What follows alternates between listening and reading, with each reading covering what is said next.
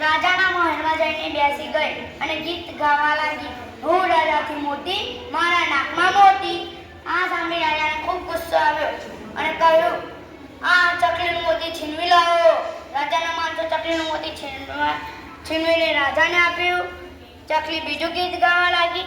રાજા ભિખારી, રાજા ભિખારી, મારું મોતી છીનવી લીધું, મારું મોતી છીનવી લીધું. આ સાંભળી રાજાને શરમ આવી. રાજાના માણસો ચકલીને મોતી પાછું આપ્યું. ચકલીને મોતી મળ્યું ત્યારે ચકલી બીજું ગીત ગાવા લાગી. રાજા ડરી ગયા, રાજા ડરી ગયા, મારું મોતી પાછું આપ્યું, મારું મોતી પાછું આપ્યું. આ સાંભળી રાજાને ખૂબ ગુસ્સો અને લાલ થઈ ગયા અને ચીસ પાડીને કહ્યું, આ બદમાશ ચકલીને પકડી લાવો. રાજાના માણસો ચકલીને પકડવા ગયા. ચકલી ફાર કરીને ઉડી ગઈ.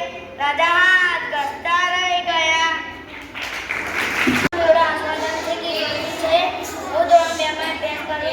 મારી શાળામાં મોડી પ્રાથમિક શાળા છે. હું તમને ચકલીનું મોતી કહેવાનો છું. એક ચકલીને ક્યાંથી એક મોતી મળ્યું, તેના નાકમાં પહેરી લીધું. રાજાના મહેલમાં જઈને બેસી ગઈ અને ગીત ગાવા લાગી. હું રાજાથી મોટી, મારા નાકમાં મોતી. આ સાંભળી રાજાને ખૂબ ગુસ્સો આવ્યો અને કહ્યું, આ ચકલીનું મોતી છીનવી લાવો. રાજાના માણસો ચકલીનું મોતી છીનવીને રાજાને આપ્યું. ચકલી બીજું ગીત ગાવા લાગી.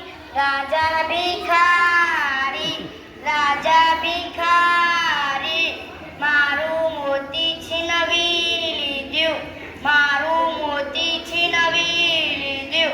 આ સાંભળી રાજાને શરમ આવી. રાજાના માણસો ચકલીને મોતી પાછું આપ્યું. ચકલીને મોતી મળ્યું ત્યારે ચકલી બીજું ગીત ગાવા લાગી.